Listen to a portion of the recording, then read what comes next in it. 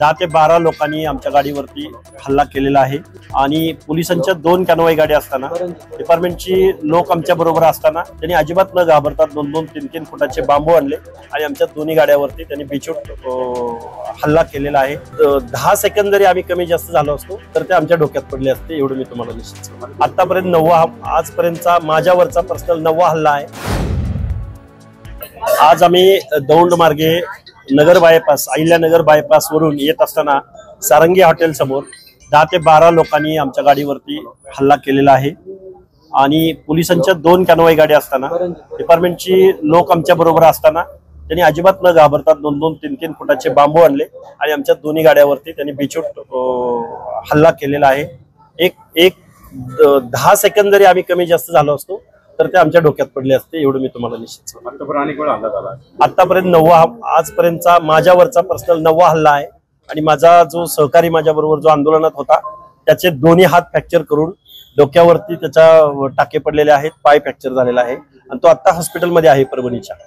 हे हल्ले चालू आहेत। महाराष्ट्र शासनाला याची कुठलीही फिकीर नाही, कधी आम्हाला कुठल्याही अधिकृत व्यक्तीचा फोन येत नाही। आमचा गुन्हा काय तर आम्ही ओबीसीचं आरक्षण वाचवा म्हणतोय।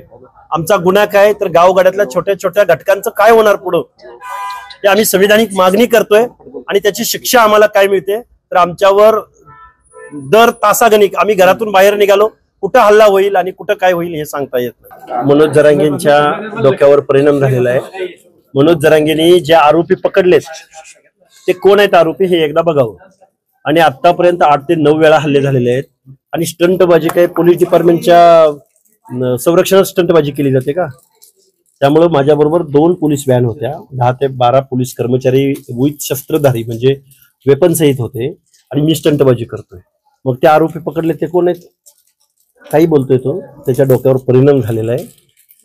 त्याच्याबद्दल हा बावळट माणूस आहे, त्या बावळट माणसानं महाराष्ट्राची काय वाट लावली आणि काय विष पेरलंय महाराष्ट्रामध्ये ते आता कळणार नाही।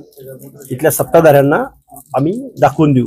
10 ते 12 लोकांनी आमच्या गाडीवरती हल्ला केलेला आहे आणि पोलिसांच्या 2 कॅनवाई गाड्या असताना डिपार्टमेंटची लोक आमच्या बरोबर असताना त्यांनी अजिबात न घाबरता 2-2, 3-3 फुटाचे बांबू आणले आणि आमच्या दोन्ही गाड्यावरती त्यांनी बेछूट हल्ला केलेला आहे।